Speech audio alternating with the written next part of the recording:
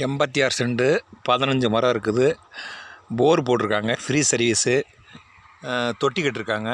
அங்கிட்டு கிணறு வந்து பொது கிணறு, அது தண்ணி பாய்ச்சினாலும் பாய்ச்சிக்கலாம், எப்படி இருந்தாலும் பாய்ச்சிக்கலாம்.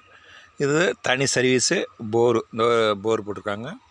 இங்கே பாருங்கள், தொட்டி கரெக்டாக 86 சென்ட்டு. இந்த செட்டோடு சேர்ந்தது. சின்ன புனியூர் பக்கத்தில். நல்ல அருமையான ஏரியா. தென்னை மரம், அந்த வண்டி நிற்கிது பாருங்கள், அதுதான் 20 அடி ரோடு. பார்த்துங்க.